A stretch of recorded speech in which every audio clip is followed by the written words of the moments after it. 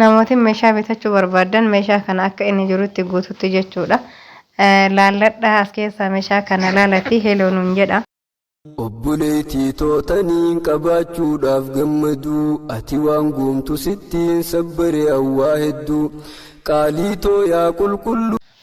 Egaa obboleeyyan kiyya uummateenya takkatu na waamee isaan bira deemaa jira jechuudha mana bahee mee kottu meeshaa wayii laaltaa asitti biyya keessatti gatii agata'e wayii naa kennanii jiranii meeshaan kun immoo garaana nyaatee anillee rakkinaaf itti hajamee gurguraa jedhanii isaan bira deemaa jira jechuudha.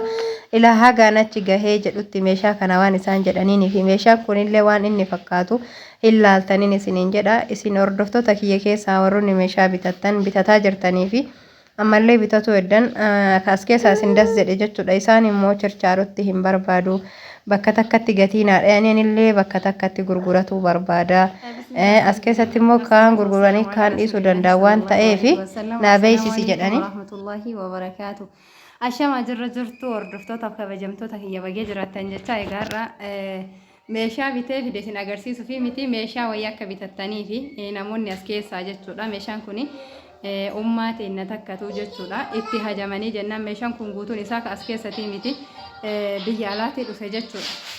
Meeshaalee isin agarsiisa garuu isin immoo waan hin beektan jechuudha. Irra caalaan keessan meeshaa kana hin beektanii gatii isallee akka ta'e hin beektanii anis hin beeka isinis hin beektanii miti gatii muraasan yoo barbaadan warroonni as keessaa meeshaa kana barbaadan bakka takkatti jechuudha. Takka takkaan osoo hin taane bakka takkatti itti hajaman waan ta'eef daftanii fudhachuu dandeettanii isiniin jedha. Gatiillee anaami afaan ummaatirraa dhageettan jechuudha. Gatiilee meeshaa kana afaan ummaatirraa dhageettan wanni hundi haarawa jechuu akka bitamee dhufeen roottootti naqanii roottoo keessaa yaasan jechuudha. Amma itti hajamanii jennaan gurgurachuuf farmuuziin isa farmuuzii sadii akka kaalaa ta'e immoo isin akkattuu hin beektan. Obboleeyyan afaaniif isinitti mi'eessaaf isiniin hin jedhu laalaa jechuudha. Osooniin itti fayyadamee jiraatanii akkana hin jiru jechuu isaan immoo kakatanii wallaahi ani itti hin fayyadamne yookaan hin gurgura jedhee itti fayyadamuu hin oolle garuu haanaa taa'umaaf dhiise jedhanii eegas immoo siniyaa furnii obboleeyyan siniyaan tun siniyaa sadii jechuudha. Firee sadii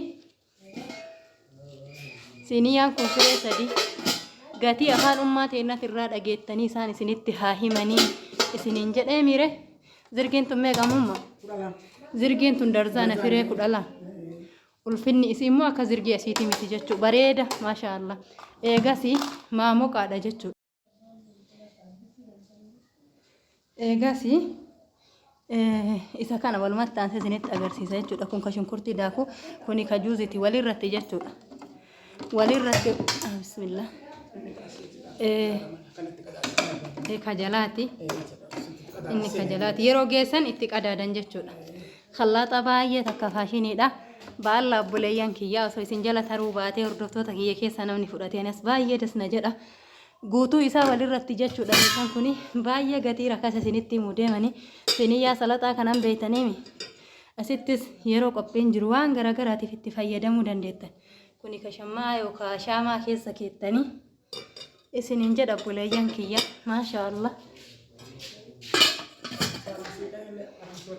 Eega kana joogiin kuni burcuqqoo isaa wajjin jechuudha. Burcuqqoolleen fireen jahanuu guutuudha. Kuni 12 qaba.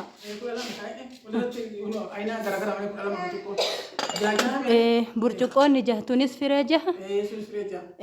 Ka joogii fakkaatu kun illee firee jaha. Kaza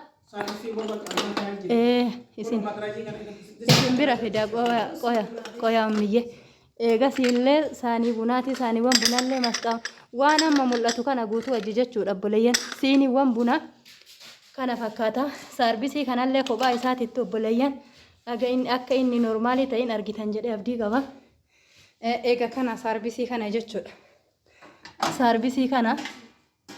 Saarbisiin kun gabaa irratti 8,500 ilaa kirri 8,000 guutuun isaa warqaaman yoo ka hagana furdatu kun meeshaa alarraa dhufeedha akkasumallee normaalidha jechuudha.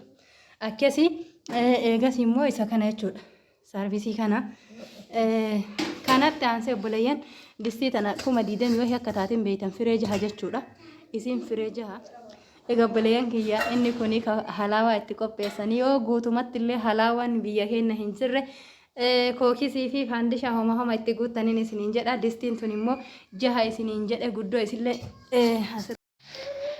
guddoon isii tanaa distii baay'ee furdoo fi baay'ee guddoodha jechuudha. Saayizii isii immoo hin beeytani. Takkaffaa, lammaffaa, sadaffaa, afuraffaa, shanaffaa ilaa haga 6tti qabdi jechuudha. Akkasii tartiiban ilaalaa isiniin jedha obboleeyyan kiyya. Fireen 3 as jirti, fireen 3 as jirti. Akkasii obboleeyyan keenya abbaan rabbi isin laafisee irraa fedhii qabdan asumaan dhaqqabadhaa isiniin jechuu barbaadeeti. Baarakallahu fiikum. Isiniin jedha obboleeyyan kiyya dhaqqabadhaa isiniin jedha. Cirfaan firee 8 guutuu isaa afaan uummateenatti irraa dhageettan gatii isiniin jedha. Umirra deebi'ee hojii gatii isaa nutti hima. Ayyee walirratti 60 naa kennaa meeshaa kana laalati jedhanii immoo isaantu miidhama malee saniinumaan miidhamtanii isiniin jedha hordoftoota kiyya. Dhaqqabadhaa isiniin jedha. Egaa wanni as keessatti andoo gongora yoo jiraadhe dhiifama asal. Egaa obboleeyyan kiyya hordoftoota kiyya qaqqaalii dhugaa rabbiititti nallee meeshaan illee isaan illee nama raranii jennaan isinitti fide dhiifama. Nama yeroo hunda gammachuu isin biraan ga'u rabbina haa taasisu. Beeytan inni osoo waan gammachuu isin dhageessisee isinitti fide wallaahi qillaalii dasnan jedhu. Walaakinnahu alhamdulillahi alaa kulli haal addunyaan tuni takka tokko gammachuu tokko gaddaa tokko kolfa tokko imimmaanii. Bakka isin akkasuma jechuu tokko waltahii tokkoon immoo rabshaa tokkoon immoo addeena tokkoon gurraachina akkasiin isiniin jedha. Meeshaaleen kuni maashaallah meeshaalee qaqqaaliidha. Taanii warroonni jechuudha bitatu heddan isaaniin wal isin qunnamsiisa. Kiin kennitanii fi isaan immoo akkas jedhanii biyya keessatti gatii kanaa gadi kennanii fi jennaan na waamanii mee obboleettii tiyyaa waa'ee meeshaa hin beeyta mee meeshaan kiyya kuni hagam baasaa mee akkana naa kennanii akkam godhaa. Ani immoo tuyyuu sila dhiisuufillee itti hajame kaayuu gurguruufillee gatii akkanatti ganna cabsanii mee farmuutiin kun 3 fakkeenya meeqa obboleeyyan kiyya. Isaaniin tiriiwwan maalii saarbisii waraqammaa kanneen yoo jettan distiiwwan tana yoo jettan akkasumallee jechuudha siiniyyaalee fornii keessatti fayyadaman akkasuma keekaa fi waan garaagaraa itti fayyadaman ani ofii kiyyatti osoo birrii harkaa qabaadhe wallaahi guutuu hambifadha jechuudha.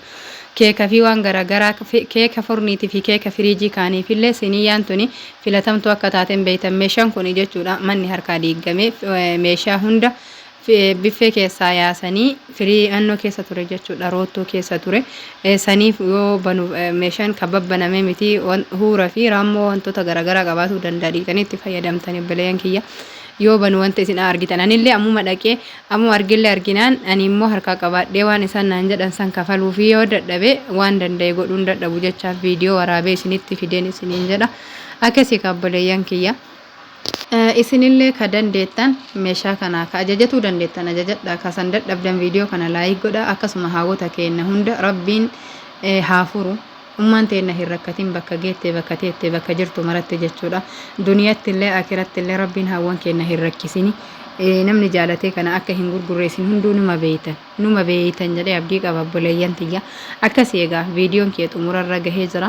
Wanni balleessoo jira dhiifama isiniin jedha obboleeyyan kiyya akkuma dura isiniin jedhe namni waan tokko godhuu yoo dadhabe tokko godhuu hin dadhabuu fi isinis dandeettan ajajadha dadhabdan immoo rabbiin gatii gaariitti haa baasuuf jedha isiniin jechuu fedheeti. Assalaamu alaikum warahmatullaahi wabarakaatuhu. Egaa obboleeyyan keenya jalqabarraa warri hagammaan afaan turtan guddaa takka galatoomaa isiniin jedha yaada keessanillee narraan qusatin akkasuma gadandeettanii laayikii tuqa isiniin jedha yaadni keessan immoo anaa lafee duudati jechuudha utubaadha yaada keessaniin qusatinaa isiniin jedha maashaallah baarakallahu fiikum isinuu narraan hambifanne guddaa takka isin galatoonfadha rabbi isin haa galatoonfatu rabbi isin haa kabaju rabbi waa yaaddan hunda isinii haa ta'u rabbiin ummaa teessan duniyaa irratti illee hin dararin aakiratti illee hin dararin isiniin jedha.